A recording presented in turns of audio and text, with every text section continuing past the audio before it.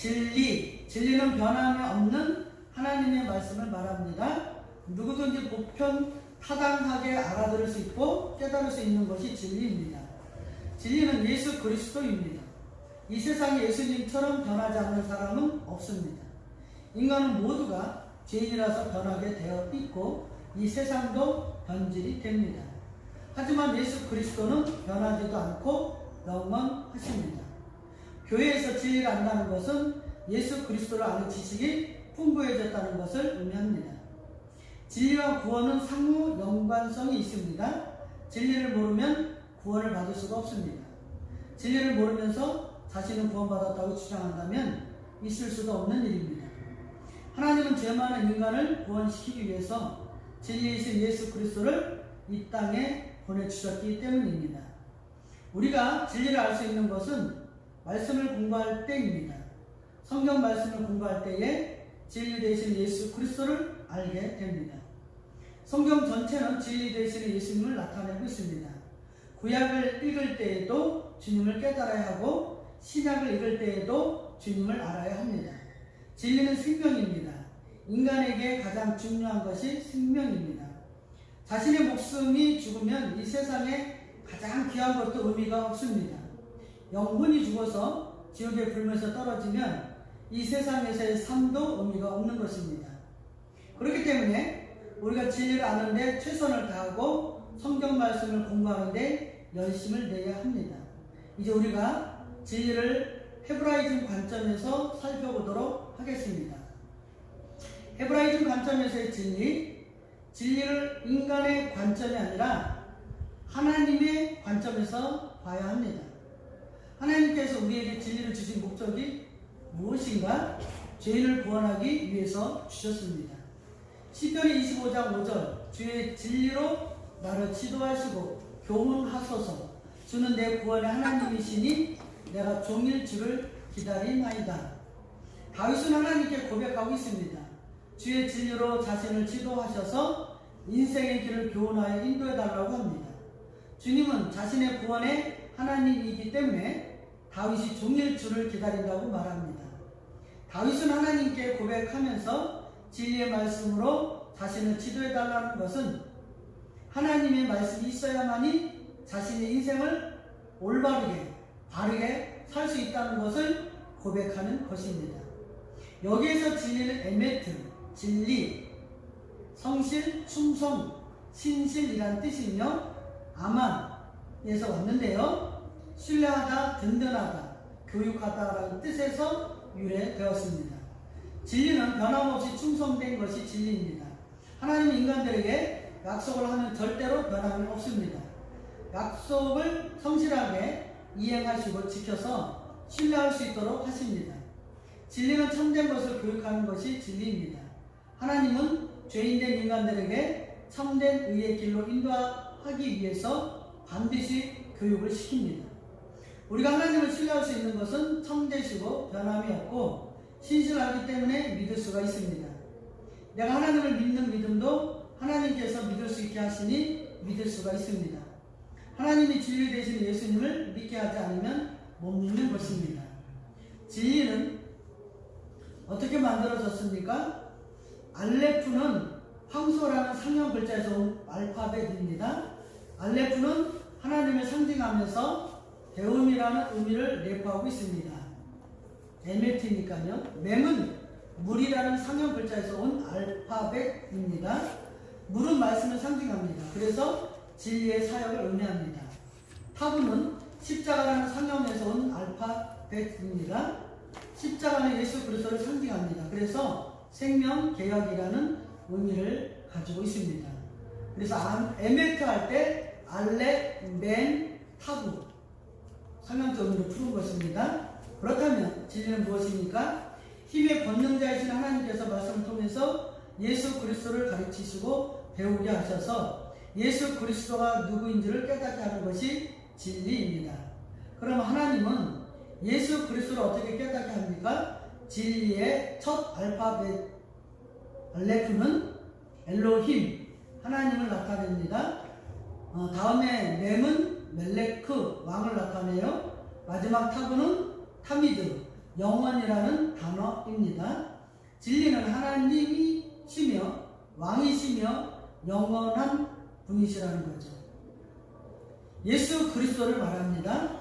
주님은 만왕의 왕이고 영원하신 하나님이십니다. 절대로 변함이 없는 분이죠. 그래서 성경을 볼 때에 진리가 안다는 것은 주님이 하나님이라는 것과 인간이라는 것과 영원하신 분이라는 것을 알게 되는 것입니다.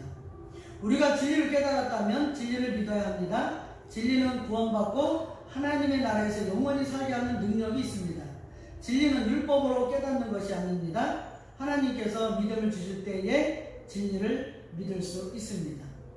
창세기 15장 6절 아브라함이 여호와를 믿으니 여호와께서 그를 그의 공의로 여기시고 그랬습니다. 아브라함이 가나안 땅에 들어갔지만 아직 후손이 없습니다. 이때 하나님이 나타나셔서 아브라함에게 후손을 주시겠다고 약속하셨습니다. 그리고 밖으로 아브라함을 인도하여 하늘의 별을 보여주셨습니다. 이와 같이 많은 후손이 나타나게 될 것이라는 약속이었습니다. 아브라함은 이것을 믿었습니다. 여호와 하나님을 믿었고 하나님께서는 이것을 공의로 여기셨습니다. 여기에서 믿으니라는 단어가 아만입니다. 하나님께서 아브라함에게 믿음을 주셔서 믿었다는 것을 말합니다. 아브라함이 의롭게 된 것은 율법을 지켜서 된 것이 아닙니다. 내가 의롭게 되는 것은 율법을 열심히 하나님 앞에서 지켰기 때문에 받은 것이 아닙니다. 율법으로는 하나님 앞에서 의롭게 될 사람이 한 명도 없습니다. 아브라함은 율법이 나오기도 전에 하나님께서 허락하신 믿음을 통해서 의롭게 되었습니다. 이 믿음은 하나님께서 주셨기 때문에 충성되고 흔들리지 않는 믿음입니다. 그럼 구원받은 우리들은 어떻게 해야 됩니까? 하나님 앞에서 충성된 종이 되어야 합니다. 교회에서 하나님 말씀에 충성하고 봉사하는 신앙생활을 해야 합니다. 하나님이 인정하시는 자가 충성된 자입니다. 민수기 12장 7절 내 종 모세와는 그렇지 아니하니 그는 내 온 집에 충성함이니라. 모세가 구스연을 취하였을 때 아론과 미리암이 모세를 비방했습니다. 인간의 눈으로 봤을 때는 자신들의 동생이 이방 여인을 취한 것이 잘못되었다고 생각했습니다. 그래서 비방하게 됩니다. 하지만 하나님의 생각은 달랐어요. 모세는 온유함이 온 땅의 모든 사람보다 더했다고 증명을 해 주셨습니다. 모세는 온유하신 예수 그리스도의 그림자입니다.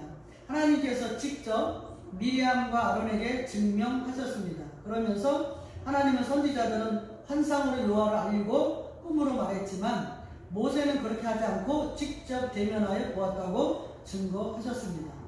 모세는 하나님 앞에서 충성스러운 종입니다. 여기에서 충성이라는 단어가 아만입니다. 모세는 하나님 앞에서 믿음 있는 충성스러운 종으로서의 삶을 살았습니다. 이렇게 충성스럽게 하나님을 섬길 수 있었던 것도 모세가 잘나서가 아닙니다. 하나님께서 은혜를 주셨기 때문에 가능했다는 거죠. 그 이유가 수동태를 사용하고 있습니다. 구원받은 자가 하나님께서 충성할 수 있는 마음을 허락해 주실 때에 열심히 교회와 주님께 봉사하면서 충성할 수 있습니다. 마태복음 5장 3절에 심령이 가난한 자는 복이 있나니 이 심령이 퓨뉴마, 루아후, 성령이라는 단어를 쓰잖아요. 그러니까 마음에 성령을 인쳐 주셨기 때문에 성령께서 주시는 그 힘으로 충성할 수 있다는 거예요. 내 마음으로는 내 의지로는 할 수가 없어요. 구원받은 자의 인생은 내 마음대로 사는 것이 아니죠. 하나님께서 허락해 주시는 은혜대로 살아야 합니다. 이제부터 참됨이라는 뜻입니다. 이 단어도 란다노, 숨기다, 알지 못하다, 눈에 띄지 않다라는 뜻에서 유래되었습니다. 그럼 헬레니즘 관점에서의 진리는 무엇입니까? 거짓이 없고 참되며 사실인 것이 진리이다. 진리는 거짓이 없다. 예수 그리스도가 진리인데 이 세상에서 가장 참된 분이며 거짓이 없으신 분을 말합니다. 이런 진리가 아무에게나 보이지 않는 것이죠. 하나님께서는 예수 그리스도를 숨기셔서 누구든지 깨닫지 못하게 하셨습니다. 하나님의 참된 백성에게만 자기 자식에게만 보여주는 것, 눈에 띄게 하시고 알게 하셔서 구원의 은혜를 베풀어 주십니다. 돈이 많은 부자 청년은 율법의 의로 구원 얻으려고 예수님을 찾아왔습니다. 자신은 어려서부터 하나님의 계명을 다 지켰다고 자랑스럽게 이야기합니다. 그러면서 자신은 영생을 얻었다고 생각했어요. 그럴 때 예수님께서는 이 청년에게 내가 가지고 있는 물질을 모두 팔아서 가난한 자에게 나눠주고 너는 나를 따르라고 말씀하십니다. 그때 이 청년은 부자인 거로 근심하면서 돌아갔습니다. 율법주의자는 영생의 주인이신 예수님을 앞에 두고도 알아보지 못해요. 왜 그렇습니까? 눈이 가려졌기 때문이에요. 이런 자들에게 예수 그리스도의 진리가 감춰져 있습니다. 하지만 삭개오는 어떻습니까? 예수님께서 직접 찾아오셨어요. 삭개오는 겉으로는 부정한 자이죠. 그런 자가 예수님을 영접하고 난 후에 자신의 물질의 절반을 팔아서 가난한 자에게 나눠준다고 했습니다. 또한 억지로 빼앗은 일이 있다면 4배로 갚아주겠다고 합니다. 영생의 주인이 직접 찾아오셔서 보여주시니까 알게 되고 깨닫게 된 것입니다. 진리는 내가 깨닫는 것이 아닙니다. 하나님께서 보여주시고 알게 하실 때 주님을 볼 수가 있고 만날 수가 있게 되는 것입니다. 우리가 진리에 대하여 배웠습니다.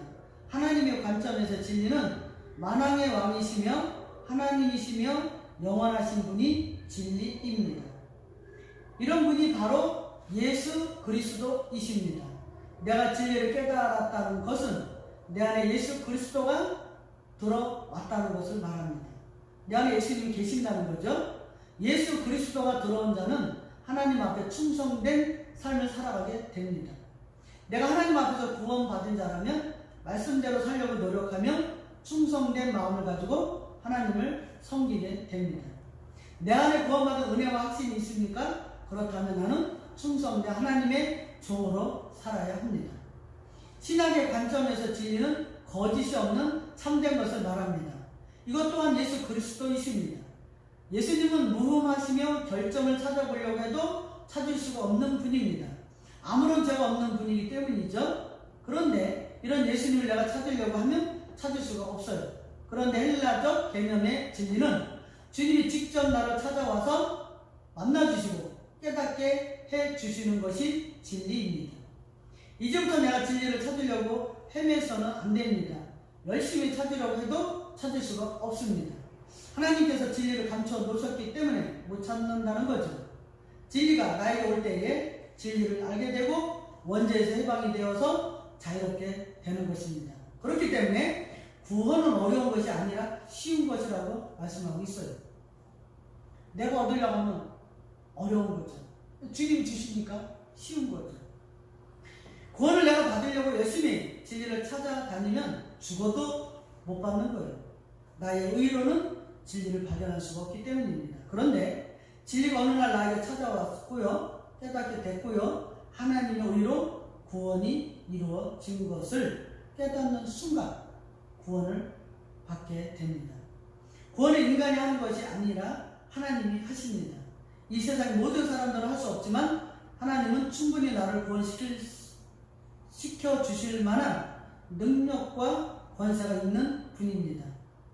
우리는 진리를 믿고 따르면 됩니다. 이제부터 참되시고 거짓이 없으시고 영원하신 진리 되시는 주님을 영접하고 또 믿고 모시고 살면 나는 자유로운 자가 되는 것입니다. 아멘.